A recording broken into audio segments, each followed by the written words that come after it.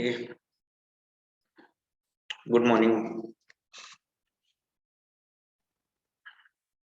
Good morning, all. We'll just start with the meeting after 2 minutes at 10 o'clock. We'll just wait for others if people will join. Then we'll start with the webinar. Before starting, I'll just share the screen. So till the time people will join with us.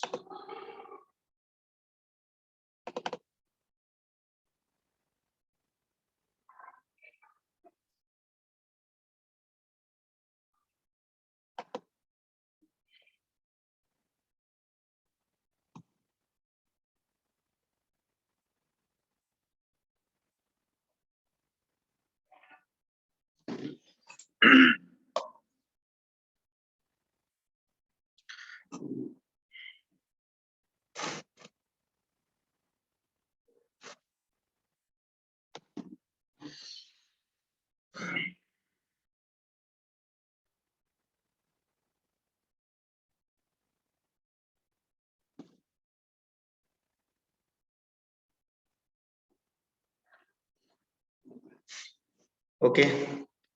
So welcome again, all of you.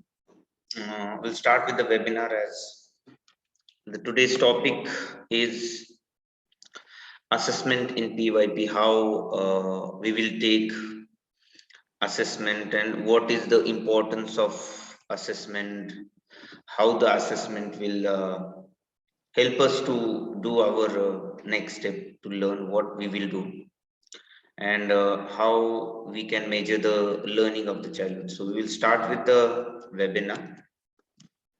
So welcome all again.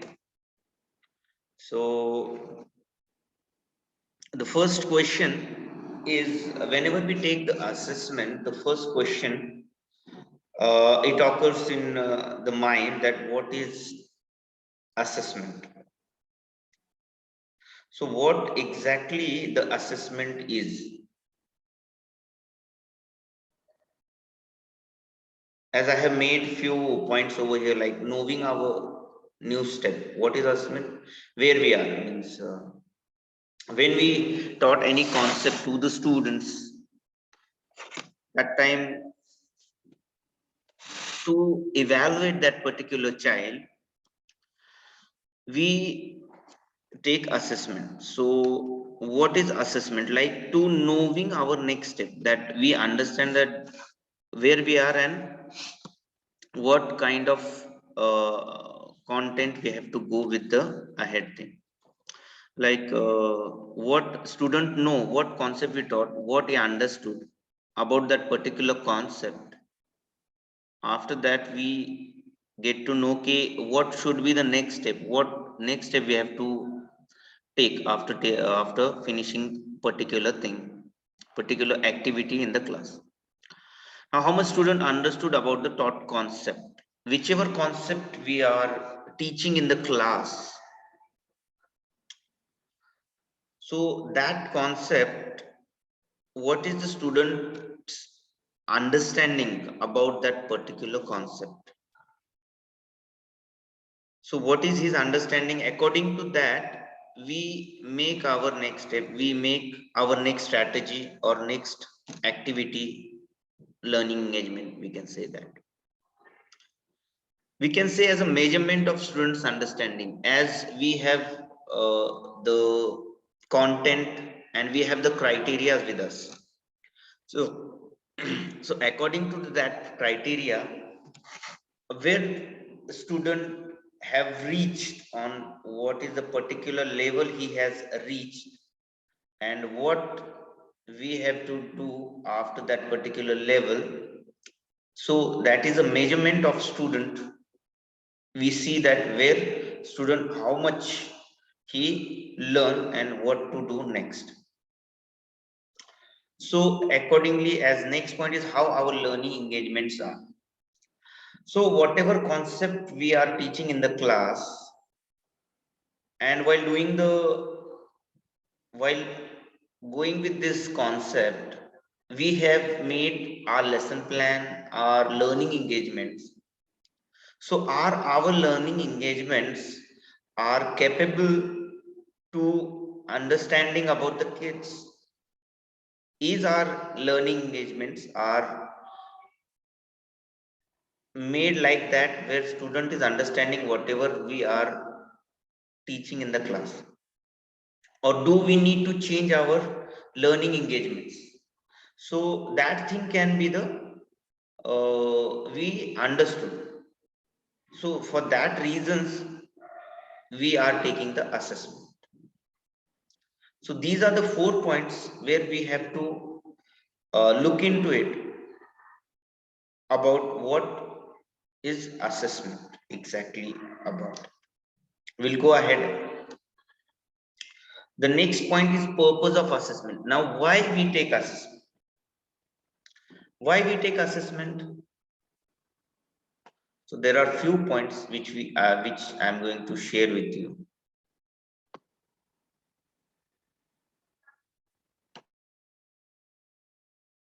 So there are few points which I'll just share with you about the purpose of assessment. So what are the purpose of the assessment? To inform learning and teaching, that whatever we are teaching in the class, so we should learn that okay, what is the concept we taught, that concept and that understanding student is getting or not, whatever we are teaching in the class. So it is the information that we got that information. Yes, for example, I'm teaching in the noun in the class. So yes, noun, when I'm delivering the class, that student is understood or not, whatever my concept is about the noun. It involves the gathering and analyzing of information about students learning to inform teaching practices. As teaching practices are, there are very, yes, teaching practices are, so we get to know that is my learning engagements are that much level that student is understanding or not. So that is one more point we can say, that it identifies what student know, understand and can do at different stages in the learning process. So we also understand that what student know, what he know, and what, where we should work. As we say in IP, that we are taking students from known to unknown. So that is the point here is talking about. Like what student know and where we have to take him, what he already know and what we have to take him. That process also we identify from the assessment. Now, next point, we're talking about effective assessment that achieves this purpose, provides valuable information to understand what constitutes learning and how to support it. In simple meaning, our assessment, whichever assessment we are making, is it a good assessment or how it is? Good, better, best. How it is, that also we understood,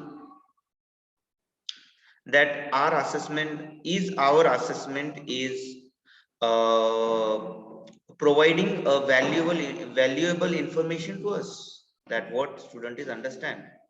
Is it meaningful assessment which we are making to all members of the learning community? So that is the thing here we can say about the purpose of assessment. That is one of the purpose we can say that.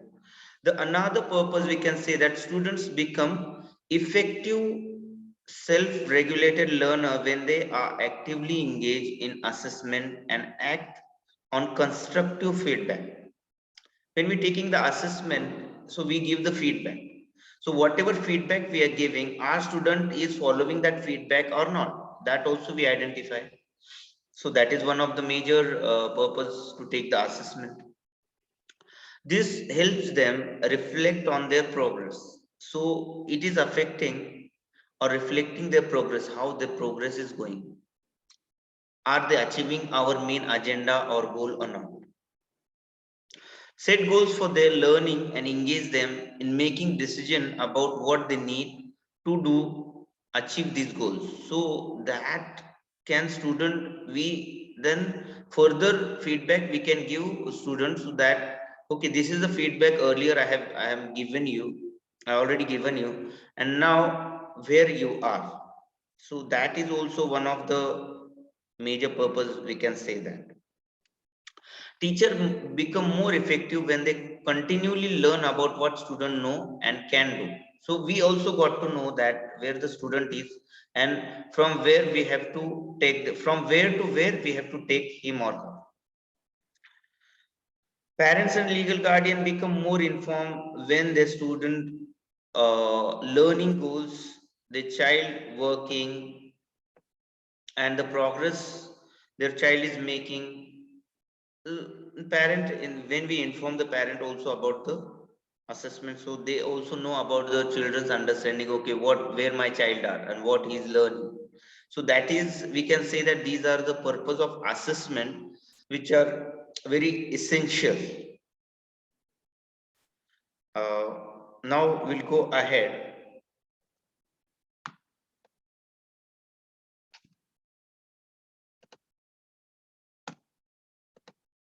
Next is, what are the characteristics of effective assessment? So there are few characteristics I have made over here. Means IB also consider these characteristics for assessment. So the first point,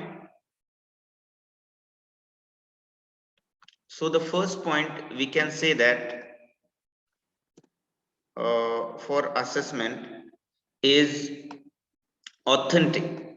Now assessment should be authentic.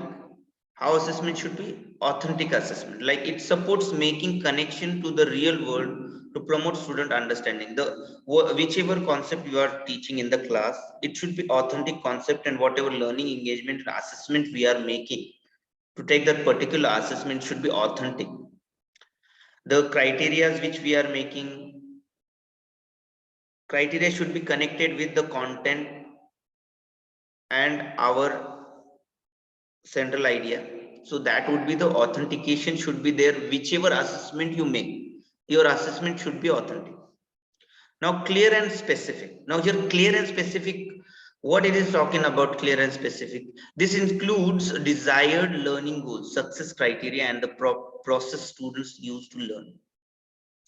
It means that clear and specific, whichever assessment we are making, it should be clear and specific. So how it is clear and specific assessment should be? Like this includes desired learning goals. Means whichever assessment we are taking, that assessment should be criterion based, whichever content or concept we are providing to the student is, it is on our criteria which we make, and we look forward to our central idea and the LOIs, whichever the LOI and things are there, so that would be there. So our main concept, it should be clear and specific. Now next point is varied. Now varied is, it uses a wider range of tools and strategies that are fit to purpose in order to build a well-rounded picture of students' learning.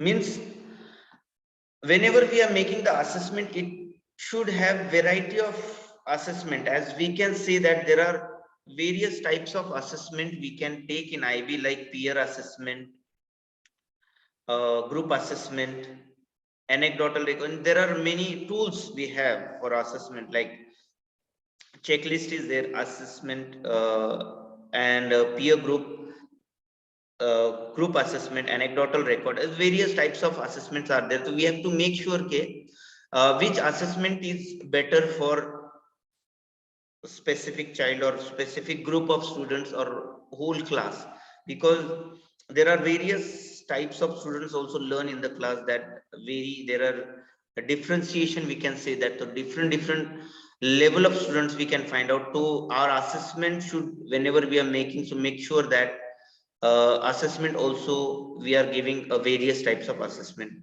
so student can understand and do the assessment easily. Developmental.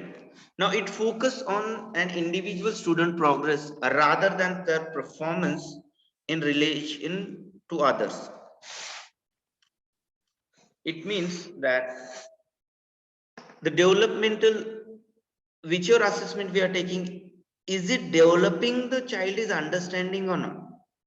Basically, is it developmental assessment here? Each student is, whichever assessment the development of student is happening or not happening. So accordingly, that also we have to understand. Then only we can provide a good content or good concept to the student. The next stage is collaborative. It engages both teachers and students in the assessment, development, and evaluation process. Now here collaboration, here we can say that whenever we are making the assessment, so we can involve the student also in our making the part of assessment. Your student also can make their own rubrics, their own criterias, and they also give their input. So how and what kind of assessment they want, and what kind of assessment criteria should be. So we can involve the student also. So whenever we are making the assessment can be a collaboratively also we can make it. Now next point is feedback and feed forward. Now what it is feedback and feed forward, like I earlier told, that it provides feedback on current learning to inform what is needed to support future learning.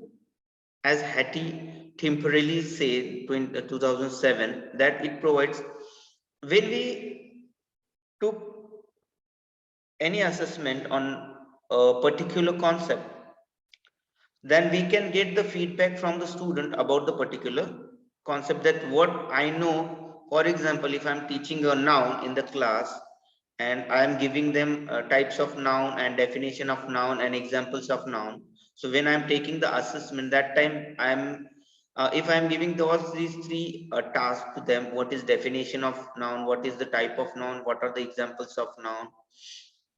So here we got to know that student know the definition and example of the noun, but he doesn't identify yet the types of noun. So according to that, we can now making our strategy to inform the student about what are the types of noun and how we can identify and where we can put these types of noun. So this is can be a one of the example of feedback to feed forward. Now we'll go ahead with the next point, with the next step.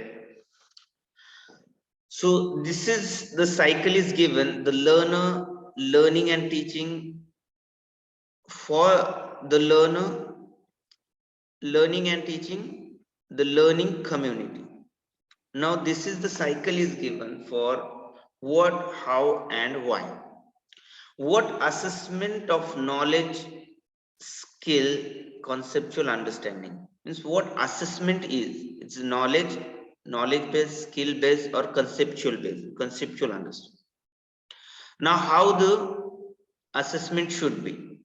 The assessment should be, the assessment, as we were saying, okay, assessment should be documented and major learning should be there. Like how assessment should be, as I share with you various strategies you can use for the according to the level of understanding of the child. And now why the assessment should, to inform learning and teaching. So this is a cycle given by IB only.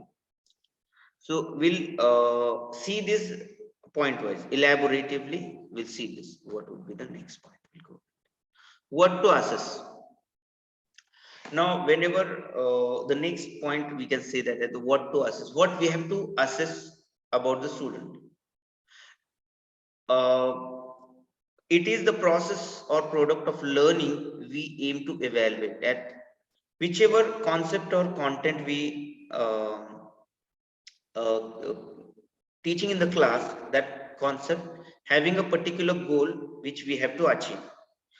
For achieving that particular goal, we have to make our learning engagements and our criterias or rubrics accordingly, so that we can process our learning engagements towards our main product. So that is the point it's saying. First point, is it to understand prior knowledge, what the student already know and can do. As I said earlier, that the assessment is a student is understanding according to what he know and what he wanted to know, as we are taking the student from known to unknown. Next point is it to check if learning is on track or if the student is ready for extension. Now here our learning engagements play a major role. How our learning engagements play a major role, like the learning is on track or if the student is ready for extension, like whichever learning engagements we are making to understanding the students or a group, so that time student can understand or teacher can understand that okay, this particular learning engagements it's not working, so I need to change my learning engagements according to the level of the understanding of the students. So that is the point. To elicit depth and breadth in understanding. Now, whichever concept we taught, that student is understanding or not, is he having a whole understanding of particular concept or not? So here we can say that if we are a particular student is want to learn a swimming and he read n number of books. I'm just giving an example that if a particular child is want to learn a swimming and he read n number of books that how to swim, and teacher also giving him okay, giving him instruction, okay, do like this, do like that, you have to shake your legs behind in the water and like that, and so many things, but he is not going in the water. Practically he's not doing anything, he's just learning theoretically. Will he learn swimming? No, definitely not, because he have to go in the water, in the swimming pool or a river, which wherever he are learning. So when he went in the river, then only he can learn the swimming. So that is what is the student, whichever the learning engagement we are making, each student have depth knowledge or he is breathed in the understanding or not, or he is basically practicing that particular thing or not. That is the thing. Is it to extend students learning? It's there also the student is learning, we are extending student is learning over here, extending student is learning over here. Now is it to understand how the student makes and apply learning, like I said just now that swimming, if he want to learn, so he have to go in the water, then only he can learn. Now we'll go ahead. The next point is the 4 dimension of assessment. Now here we have the 4 dimension of assessment, that are the monitoring learning, documenting learning, measuring learning, and reporting on learning. Now what all these 4 dimensions are, I'll just elaborate these 4 dimension. So first we'll go with the monitoring learning. Now monitoring learning is what? Monitoring of learning aims to check the progress of learning against personal learning goals and success criteria. Monitoring learning aims to check the process of learning against the personal learning goals and success criteria. It occurs daily through a variety of strategies: observation, questioning, reflection, discussing, learning with peers and teachers. So it comes under daily when we take the class in classroom, in daily classroom activities. That time we can monitor student is understanding how he is, and where and when we are taking his when doing monitoring, that time only we have to give him a feedback, to feed forward for the next step. And okay, you need to work on this particular points, so accordingly he go ahead with that particular thing. For example, if I give, so as in my concept, I'm teaching the student to letter writing. So particular child I have asked, tell me about what to do when we are giving, after the giving any kind of a task, like okay, you have to write a letter to your friend about your birthday is coming, you have to invite him. What should be the content? What should I have to write when I'm starting the letter? So he said we have to write the first address. I asked him what is the process of the address. Then he said that first we have to write the name of the state, then date, then particular house name. Means whatever the concept he taught about the talk about the address, it is opposite which we want exactly the way. That time I told him that no, this is not the right way. You have to do the write the address like that. First you have to write the flat number, colony name, area name, then city name, then date. So he understood. And when the next day I went to the same class and asked the particular child about the same thing, then he gave me the feedback that okay sir, now we have to do like that. So that is the feedback, and that is the feed forward to whenever we are going in the class, we have to monitor that particular child or all the child, how their understanding is. We'll go ahead.